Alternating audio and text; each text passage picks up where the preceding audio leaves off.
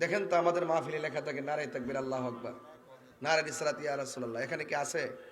নাই। কেন থাকবে না? কেন?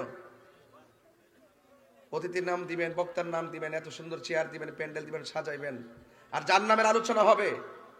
আপনি একটা রাজনৈতিক দলকে, আপনার দলের নাম কি? বিএনপি, বাংলাদেশ ন্যাশনাল পার্টি, ঠিক কিনা বলেন? তা আপনি এটা ব্যবহার করছেন না। আমি দাওয়াতি মানে বাংলাদেশের চেয়ারম্যান বলছে, আমি চেয়ারম্যান, আমাকে চেয়ারম্যান বলছে সংগঠন। আর আমরা যেই নবীর আলোচনা করবো, যে আল্লাহর আলোচনা করবো, ওয়াহাদানিয়াতের স্লোগান দিব আল্লাহু আকবার, রিসালাতের স্লোগান দেব ইয়া রাসূলুল্লাহ, এগুলো আর চলবে না। ওয়াহাদানিয়াতের স্লোগান হলো লা ইলাহা ইল্লাল্লাহ, রিসালাতের স্লোগান হলো মুহাম্মাদুর রাসূলুল্লাহ। কথা বলেন ঠিক কিনা বলেন?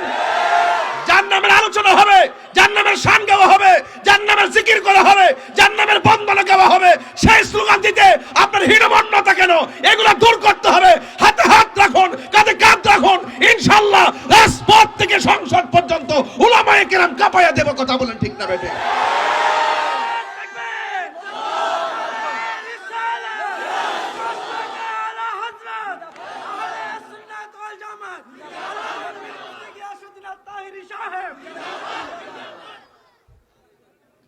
নাম কি? মুরাদনগর।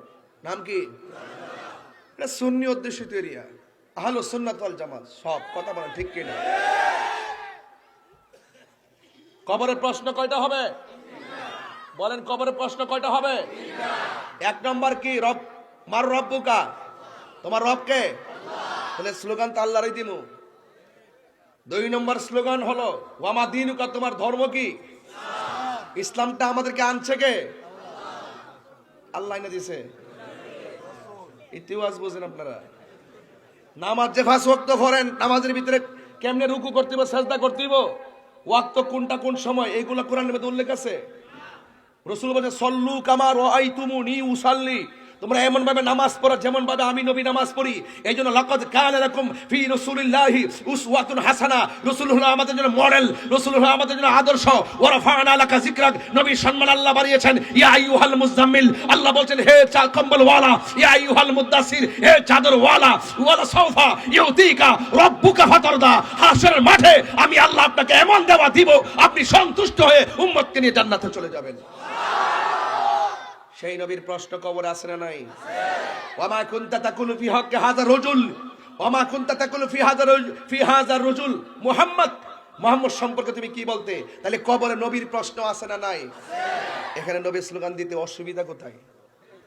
ওয়ামা দিনুকা অর্থ কি? এই শিপন ভাই কো, তা আমার দিকে তাকাইতেন না মাঝে মাঝে? কবরে প্রশ্ন হলো ওয়ামা দিনুকা, তোমার ধর্ম কি? আর এক মৌলবী ওয়াজ করতেছে ওয়ামা দিনুকা অর্থ হইলে কবর জিগাবো তোমার দলের নাম কি? এটা কি কাফরের ব্যবসা না ধর্ম ব্যবসা?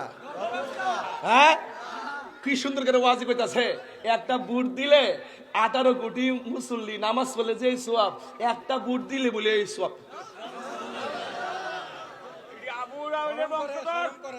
কি আপনারা এগুলো শুনেন না?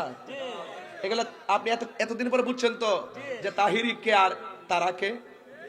আমরা কিন্তু বারবার বলছি, দেখেন ধর্ম একটা সুমহান জায়গা, ভালোবেসে সবকিছু করতে হবে। কিন্তু আপনি কাউকে অপব্যাখ্যা করে, মিসগাইড করে আমাদের মানুষকে বিভ্রান্ত করবেন ধর্মের জায়গা থেকে, সেটা আমরা হতে দিব না। আপনি রাজনীতির ভাষায় কথা বলেন, এটা ভিন্ন জিনিস। কিন্তু ধর্মকে ব্যবহার করে নিজের স্বার্থ সিদ্ধি হাসিল করার জন্য যারা ধর্মকে পুঁজি করে, যারা আমাদের ধর্মকে কলুষিত করে, আমাদেরকে প্রশ্নবিদ্ধ করতে চায়, এদেরকে বলবো মুখে লাগাম দেন।